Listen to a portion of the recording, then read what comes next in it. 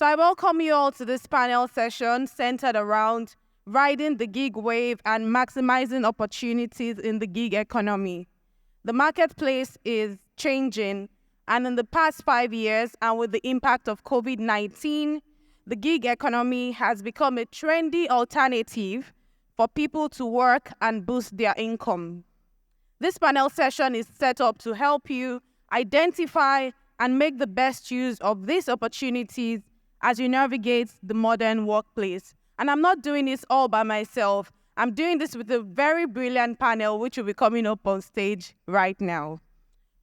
With a big round of applause, I would like you to welcome with me my first panelist, who is Favor Yusuf.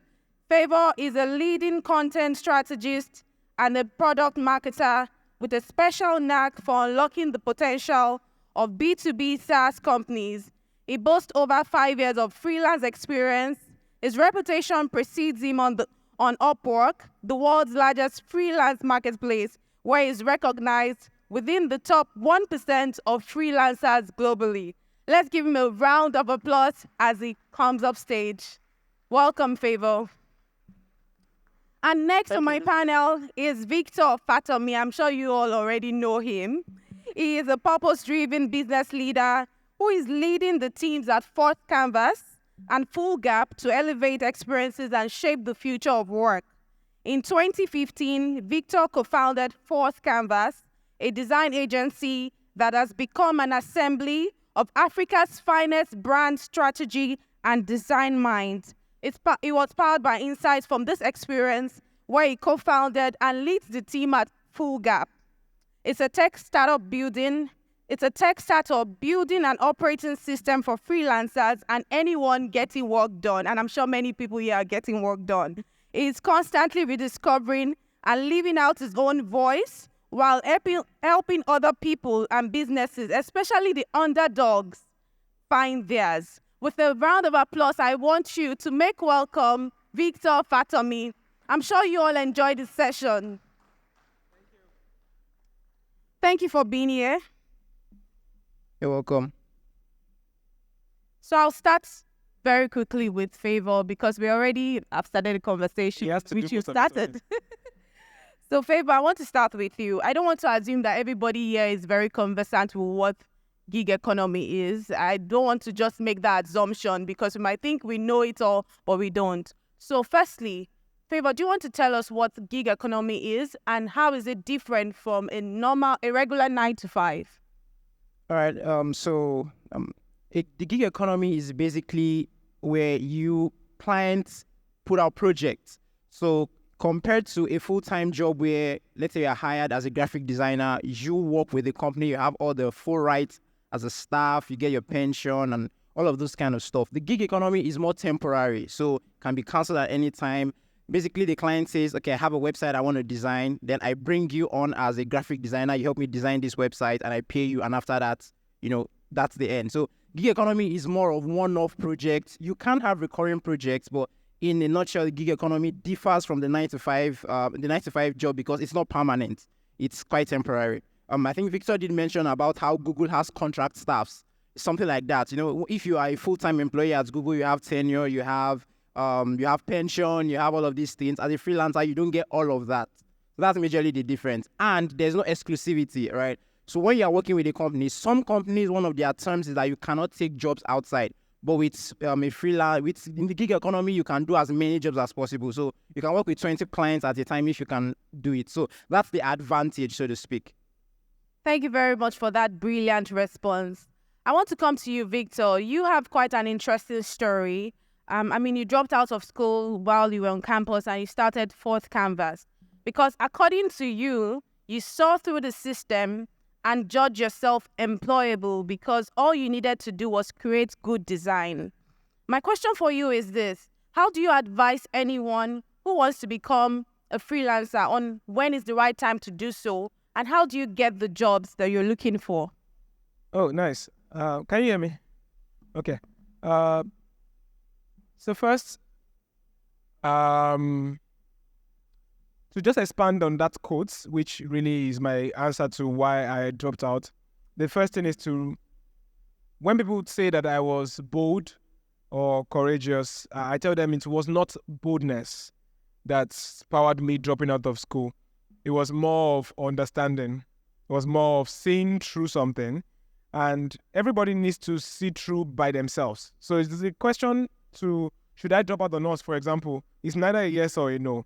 And we're all on peculiar parts about thinking for yourself and understanding what works. For example, medical doctors, for example, can't drop out, right? We can't allow anybody take a gig out of human life. You can't practice, without the certification, because this is life and death.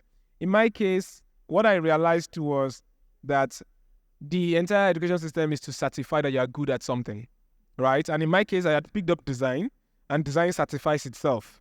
The portfolio is the certificate of a graphic designer. For me, I still met very important people in school before I left school. So for anyone staying through to finish, for example, it's a great experience to do so. But by the time I did, it was about analyzing for myself what I think was going to work. And for me, it just meant I couldn't combine the freelance opportunities, the gigs I was taking effectively. I was also trying to build a design agency. I just couldn't combine it with school. That doesn't make it the best example, right? Someone else with more skill sets of management could have effectively combined both, and they would deserve more applause than whatever it is I had gone on to do. So in terms of the right time, the goal is to first prioritize. Many people are in school and they're making a lot of money from freelance, and they're still in school and they're still doing well in their studies, right? The idea is that it's easier for anybody in school right now, even than it was for me back then. I traveled to Lagos 12 midnights, 2 midnights, risked kidnapping, was almost kidnapped at some point while in Futa, Akure, trying to come to Lagos, because then remote wasn't yet as, there was remote, but it wasn't as friendly as now. So I needed some clients to ask for physical meetings, and so I missed classes because I wanted to go and meet a client. It's way easier now to actually combine both. There's no need to leave in that sense, because you can do your marketing with Twitter and LinkedIn. When the jobs come, you can send it via email, explain it with Loom videos. Even if you can make a Google Meet call in the morning, you can do a Loom video overnight and send it to your clients. They watch it, they give comments,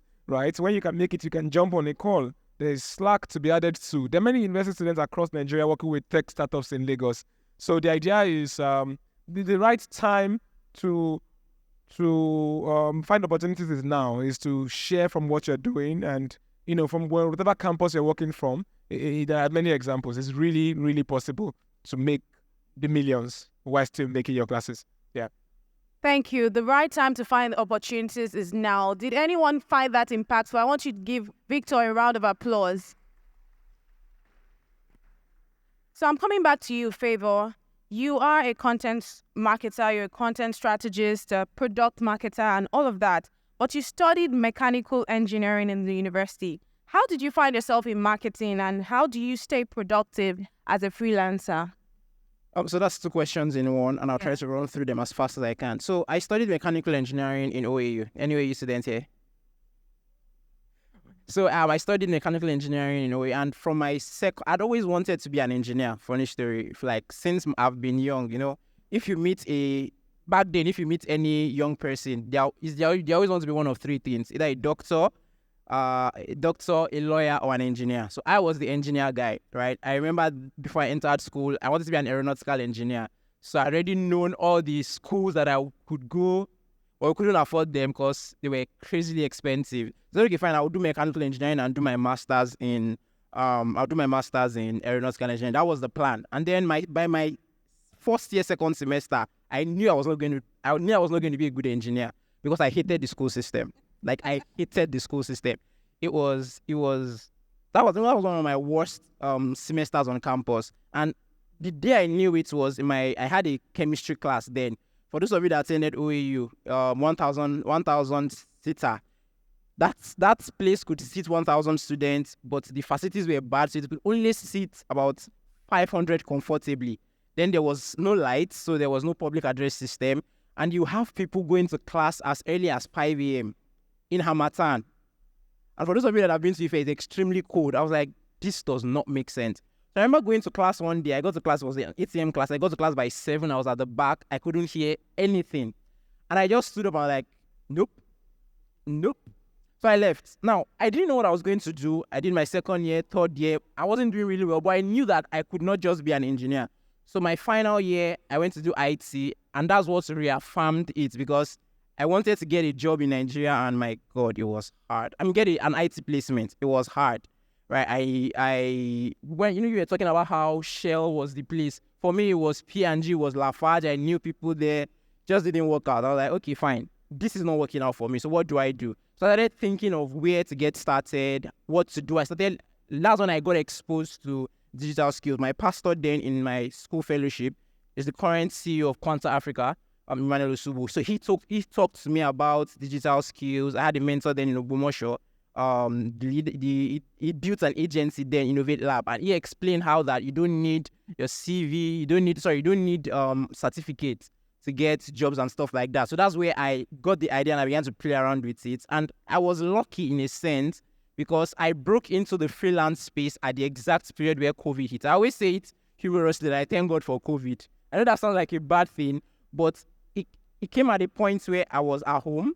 I just finished my extra year, so I was at home. I just got home when COVID hit.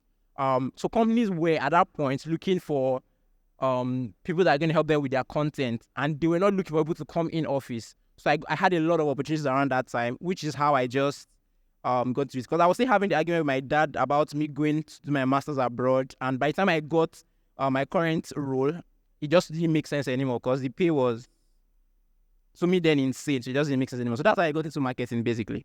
I'll answer the question. Thank you very much for that. So a round of applause for him, please. So my next question is for Victor. You run your own company, Full Gap and Fourth Canvas. That's a lot if you ask me. Which means you have to manage payment of salaries, your own salary as well. So how do you manage periods of dry spells, as a freelancer who runs a company? That's a nice question because design agencies are basically like corporate freelancers in that sense. Right. Because also the income is not guaranteed. You also have to attract just exactly like freelancers. So, I mean, sometime in 2018 or 2019, we had 3 months when we, so apart from Bolaji and I, who are co-founders, there are partners, like 5 other senior team members, and all of that leadership team didn't take a salary for 3 months because we just couldn't, right? So there's been low times like that, and the idea with low times is to communicate it ahead with the team, and then to convert that period of adversity in that sense to the energy to do the things that will attract. At the end of the day, what eventually pulls you out of it eventually is working back on your case studies or working back on something you've postponed for a long time that eventually becomes the magnet to attract opportunities. So as a freelancer, you would have low times, no jobs. Well, convert that period to working for yourself, to doing the things that nobody will pay you for, but that will attract the people who will pay you, right? There's a lot of personal projects that people postpone. So in the period when you don't have any clients, that's the time to work on it. Hopefully you find a way to put food on your table, right? So don't rush to leave your parents home, for example. Find your standing first in that sense, yeah. Thank you very much for that, Victor. I'll come to you also, Favor, because I'm sure you also have your own experiences when it comes to dry spells. I think every freelancer would definitely have their fair share. So how have you been able to handle that, or how do you handle that when they come? So dry spells are something that they scare me a lot because as a freelancer, one of the things that I learned and have learned with the communities I've been in is that you don't rely on one client. And that's the biggest mistake many freelancers make. When you get a big fish client, we call them big fish clients. So I had one since last year I had one like that. The payment was almost always guaranteed. You know that this client is a big fish client. And the mistake people make is that they stop trying to get they stop their lead generation, they stop trying to get more jobs. And it's harder when you are a solo person because those jobs do take time. So what I do is I make sure that I always have lead generation going on in the background. I'm always sending out proposals. It's not like Victor said, once you hit those dry spells, now work on your portfolio, work on case studies, things that you have neglected. Go work on your website if you don't have one. Become more active on LinkedIn.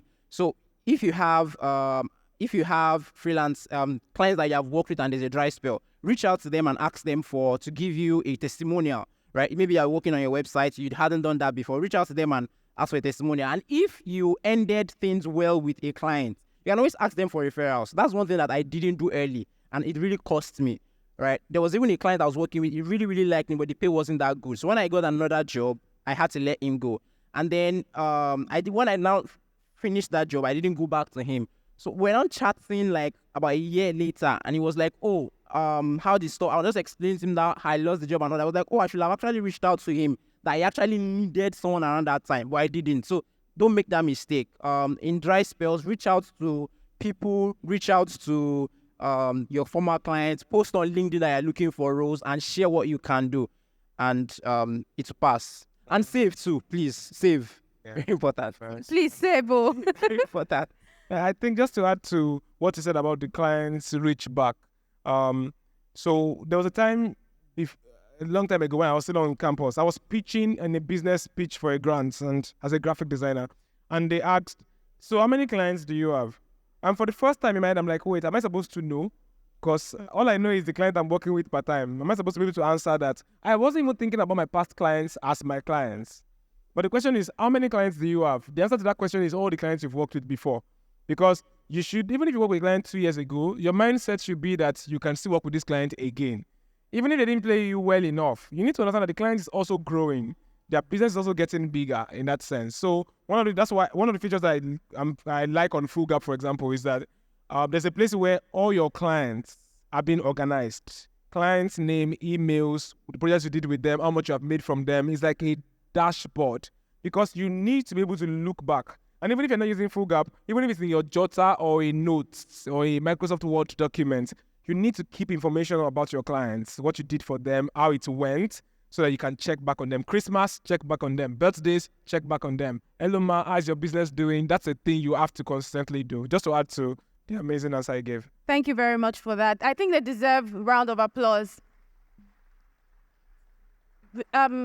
Favor here mentioned that you don't rely on one client, and Victor has also gone on to say that all your clients, all your past clients and the present are your clients, so you don't have just a set of clients. But I'm coming back to you, Favor. I want to ask you this question. I think many people here will be very interested in knowing. How do you encourage freelancers to collaborate effectively in the gig economy? You know that they say now that collaboration is the new competition. Yeah. I really love this question. So referrals are key, because I can't remember where I saw it, but I think there was a research that was done. I think it was a significant amount of the job proposals you see outdoors only come out because the people could not fill them within their circle. So any job that, most of the good jobs gets filled in-house, right? If Victor wants let's say he wants a writer, for instance, his first instinct is not going to be to post on Twitter, because that is stressful. You are going to reach out to your community. You're going to reach out to do you know someone? And that's how I got the job I'm currently working on, my main job that I'm working on right now. That's how I got it. I worked for the CEO, and then we ended the contract, and in his company, they needed someone to write, and they couldn't get, so they reached out to me. So also in my own gigs, what I do is I'm part of a few communities. So if you are not, please try to find freelance communities. People in your circle, people in, whether it's in your state, whatever, find freelance communities, because there are a lot of jobs, and they're usually not very sophisticated jobs. So there's no job listing, there's no all this job requirements and all that. All of that doesn't exist. Just, I need somebody that can do X, Y, Z for me. Do you know somebody that can do that? One of my friends, I was speaking to my friends, I don't know if he's popular on Twitter, you might know him, Creative Mena.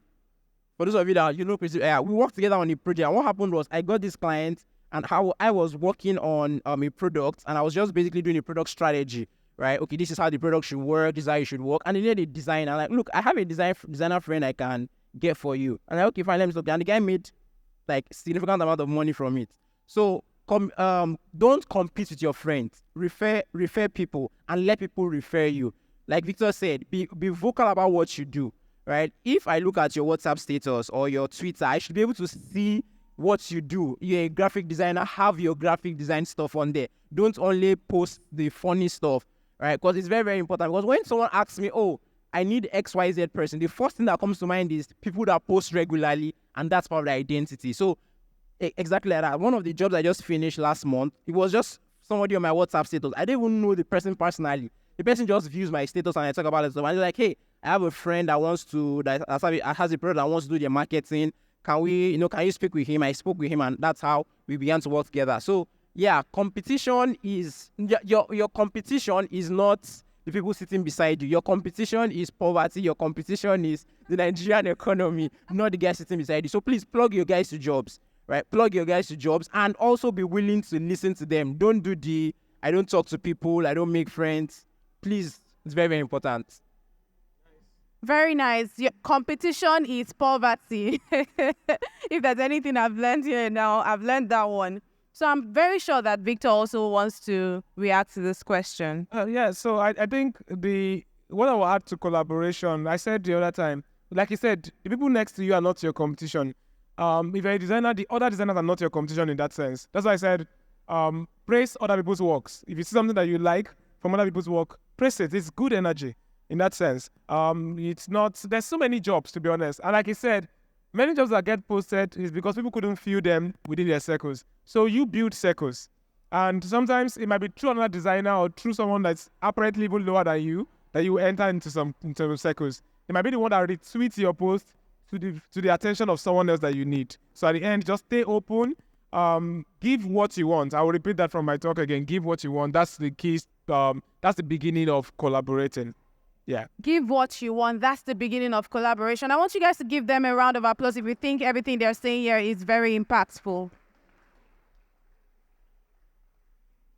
My follow-up question is for you, actually, Victor, because that's the question I was supposed to ask you. The audience here will probably be wondering how they can benefit from your mentorship from you or guidance as they navigate parts of building a solid stand in the modern workplace. How are you able to help them do this?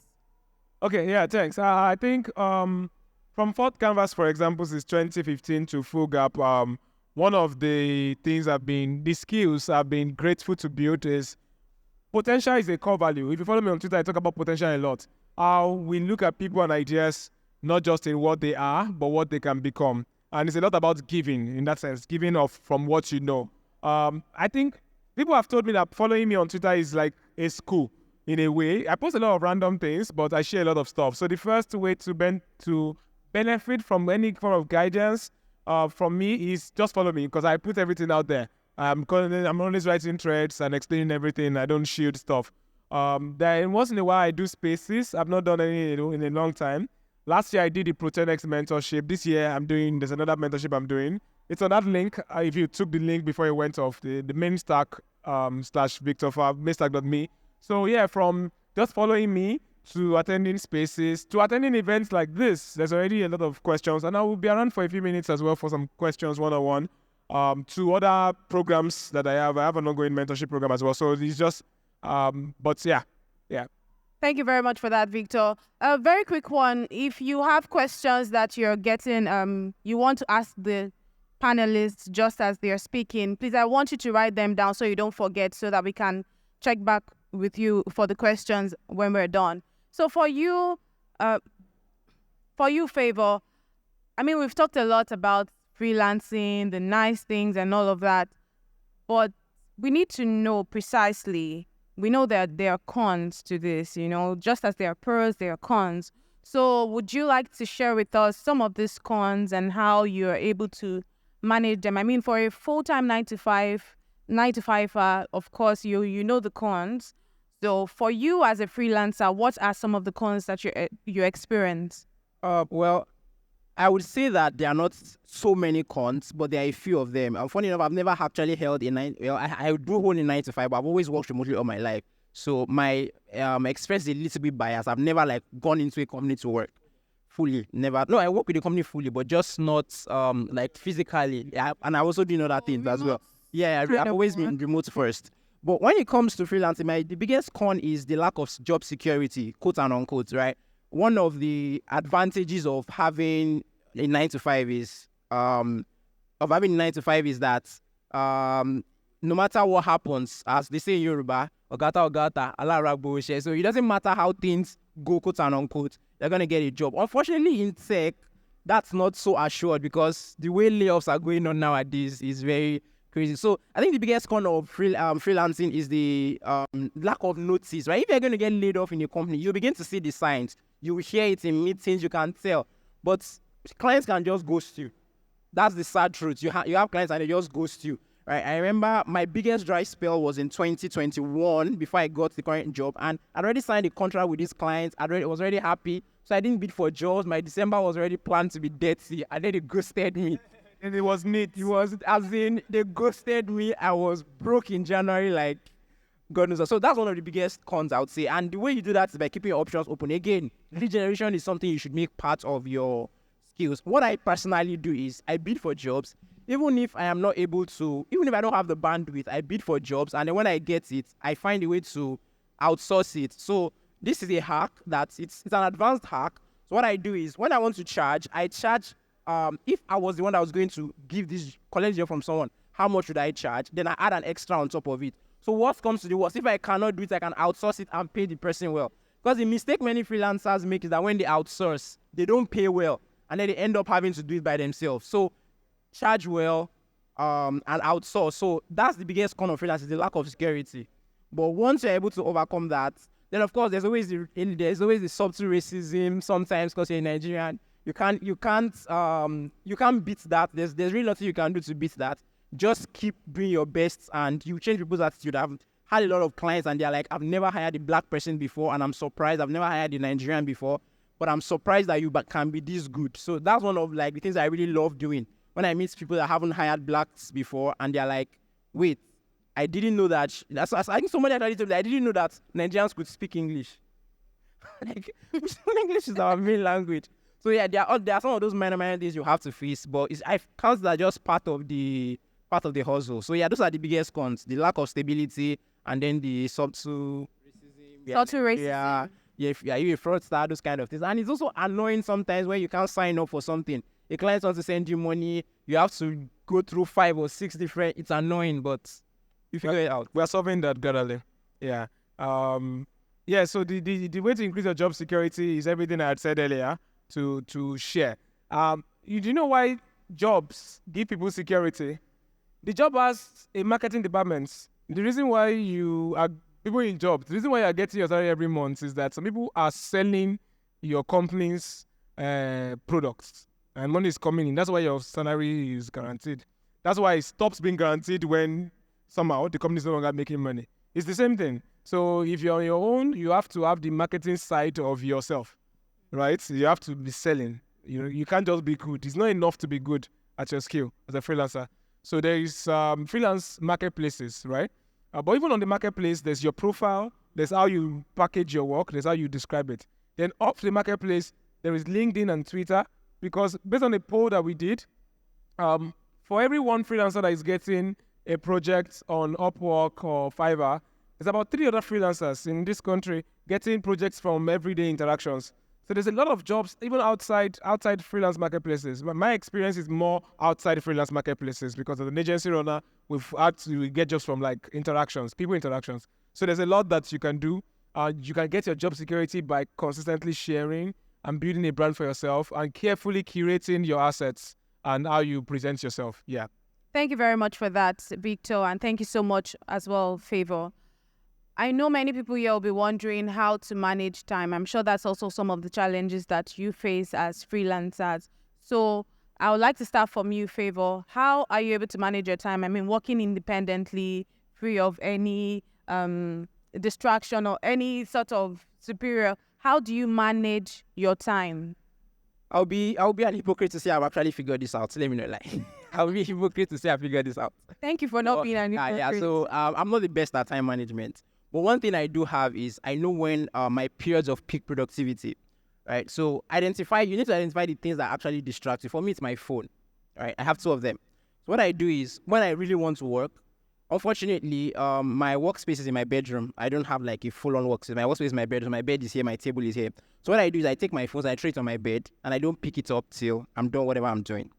That's number 1, time management. Number 2 is, again, like I said, find where you are most productive. For me, it's the night.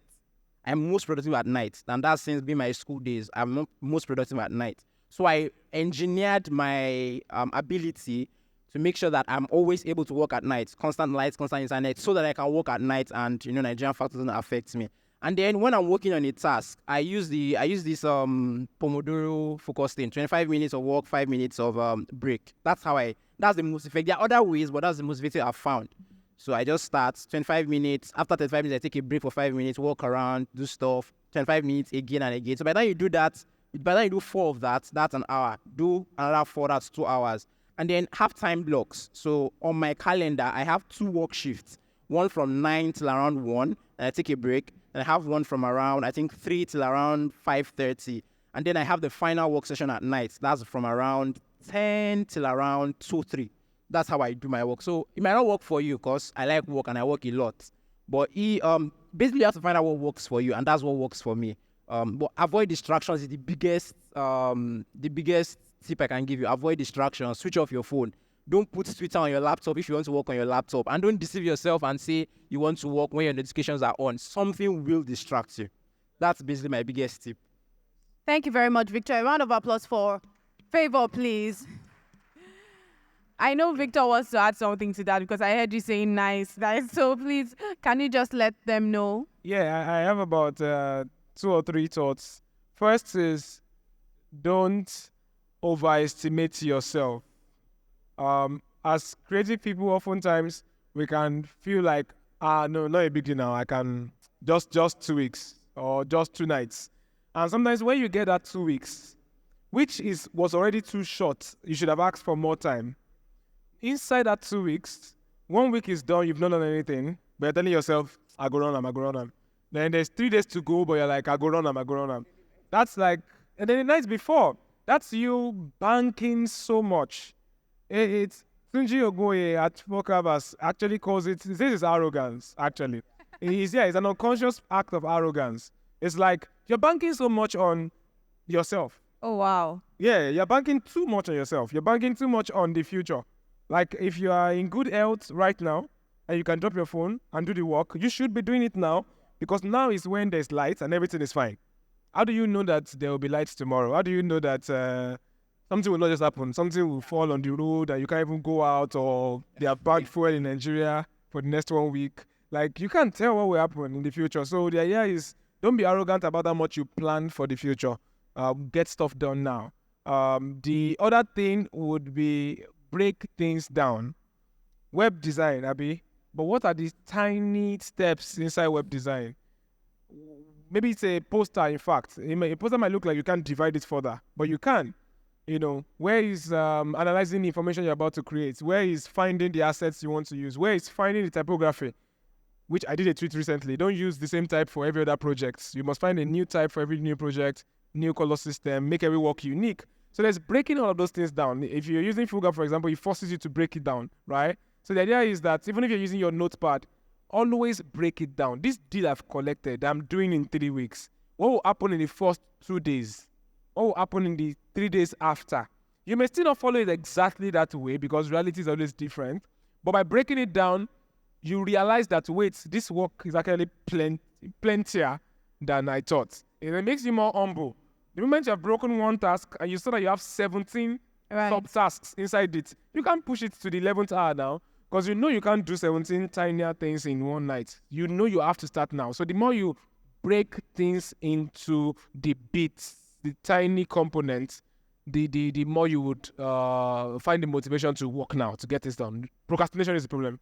Yeah. Thank you very much for that, Victor. I hope we all have been finding this session very impactful. I've found it really impactful. So if you agree with me that this session has been very impactful, I want you to please give my panelists an amazing round of applause.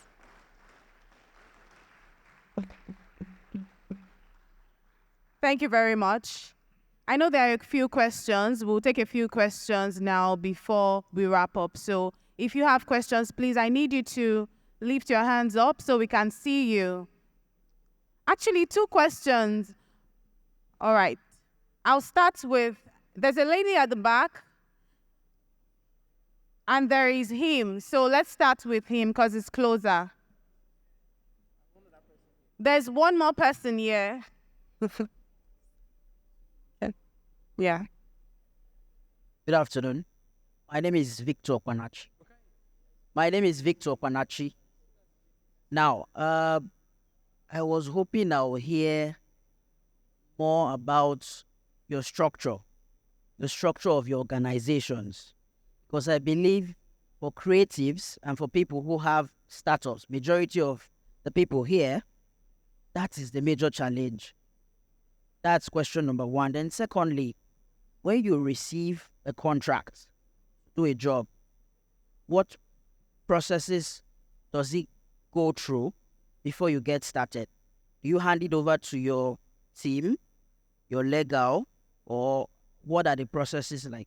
So the first question I think is most important. That's what we really want to know, because this version of you guys is a version that has gone through a lot of phases. We really want to know somebody who is at point zero, how you started, how you managed to navigate those early stages. That's my question. Yeah. Thank you. Thank you for that. So first, what you're asking for, there's not enough time to do that on the stage. It comes in bits, which is why I like the question on mentorship or guidance, right? If you follow me, for example, or through some of these programs or mentorship programs, that's where that comes to life. But there's a part of it that has been already done. I've written books, for example. Well, you have to do if you want to compress about 8 years or 10 years or 12 years of detail, then they come in books. They don't come in talks like this, right? There's another thing we wrote, delivering like an institution. That is very structure focused. It's a free ebook. It's not even for sale. But it's exclusive to full gap users, for example. Inside it talks more about what I said, about breaking things down around invoices or contracts. I would recommend Eat That Frog. Is that the title? Yeah, Eat That Frog. Yeah, it's a very good book to get things done. Deep Work by Cal Newport. But to be honest, if you're really going to get the detail of how people, if you're going to get behind the scenes of how anybody has gotten anything done, it doesn't come on stage, on conference stages. It comes in books, in documentaries, in mentorships, in one-on-ones, in direct observation for a period of time. So, it's personal. You also have to find yours. You actually, yes, they say read books, learn from other people's mistakes, but you will make your own mistakes. It's just what it is. You will. There's no exonerating. You would do things wrongly, and then figure out how to do it rightly. And I think again, creating something that has been said earlier about the dry spells. Yes. Yeah, One we thing spoke about dry spells. EVF with is that there's a book called Obstacle is the Way, and that title itself, the title summarizes the book. The obstacle, the low times, the struggles, you figure it out, to be honest. And different people will figure it out in different ways. If I give you, when I give you details, for example, of the earlier stages, I'm telling you about 2013, 2014, 2012. The world is different now. So even though you can pick some things from it, I actually cannot adequately advise you. I can only give you some hints. You will still have to apply it to 2023. My 2013 advice will not exactly fit for 2023. So at the end, everybody still has to figure out some things by themselves. Yeah. Right. Thank you very much, Victor. There is him and then the lady at the back. Please, let's take her. Yeah. Then he said something about contracts as well. So so what Fuga, for example, enables is you sending the contract to your clients, right? Because most times clients don't come with contracts. They just talk to you on WhatsApp. They need a gig, but you initiate the contracts to guide the process. But if it's a client sending a contract to you, well, I would say read it. It's in English. Try and read it. The parts of it, I get where you're going. The complicated parts of it that you might not be able to understand, then find a lawyer friend that you can show. I deliberately said read it because I know that most people can afford to even find a lawyer or to pay a lawyer. So if you have lawyer friends, and law students, it's okay. They don't even have to have finished law. If they are studying law, they probably will help you for free, and they probably can interpret it better than you can in that sense. But I can tell you as well, there are contracts that I read myself, and even though I'm not a lawyer, there's some things I can already flag by myself. All right. Even a lawyer understands it better. But there's some parts are clear. Mm-hmm. Like a client telling you that maybe I want to take a chance to reflect on something on the side, by the way, a little distraction. Okay. Non-disclosure agreements, right? Sometimes when people hear non-disclosure agreement, they just assume that they can't share the work that they did it. Sometimes non-disclosure agreements, there's the header called non-disclosure, but read what's in the paragraphs. Sometimes it's just saying keep confidential what needs to be confidential. Don't ensure that no proprietary information is leaked. But sometimes when people see the header non-disclosure, they think, I can never talk about this work. But if certain non-disclosure agreements tells you you do not have the right to refer to creating this work, argue with that term. That's one term that I'm telling you for free with before you find a lawyer by yourself. Because a lawyer might not even flag it. A lawyer does not know the importance of your portfolio or your reference to your life. Your bloodline, your ability to say you did something is your bloodline as a freelancer. So there might still be some super, maybe you're working with EFCC or some, there are special cases. But in most cases, nobody should take away from you the right to say that you did something. So those are tiny things you want to watch out for. I need to come in here because we have to go. But we need to take those two other questions. I know some of you might still have some questions. Please feel free to meet with them after this session. They're very much available, I believe, to take your questions. So it's question. Hi, everyone. My name is Albert. I'm a front-end web developer. All right, so I have a question. You might need to speak up a bit. Okay, I said I'm Albert. Can you hear me now? If you can hear me, say yeah. All right, that's fine. Sorry. My question is, how do you handle situation where a prospect comes into your DM and then trying to make inquiry about your service, and then you then give the prospect a extra amount of money? Then in the long run, the person said, I'll get back to you, and then later get back. So how do you handle situations like that? Are there things you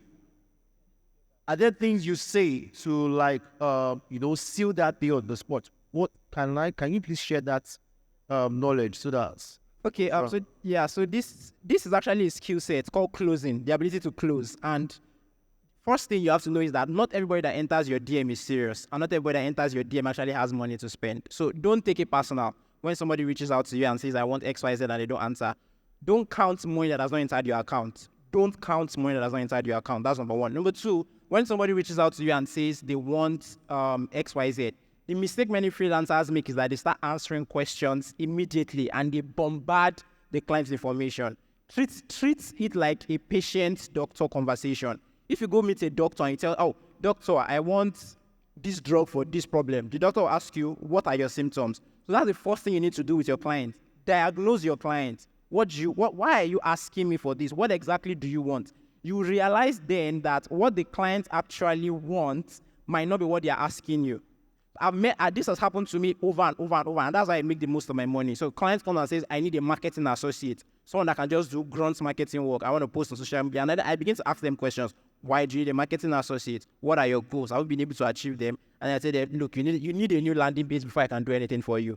Well, how much should that cost? That costs $500. You also need to redesign your products. Redesign your products. I have a freelancer friend that can do that for you. That will cost you $2,000. A client entered my DM looking to get maybe a social media post or something that should have cost them maybe $200 or $300 per month, and then they are leaving after spending $5,000. It's a skill set. So you need to ask the clients questions and find out what is their problem, and then show them a picture of what can happen when you work with them. That's what makes them willing to spend money. They're asking you a question because they have a problem they want to solve, and they're telling you, I'll get back to you, because somehow you have not been able to convince them that you can solve the problem for them, one, at a price that they can afford.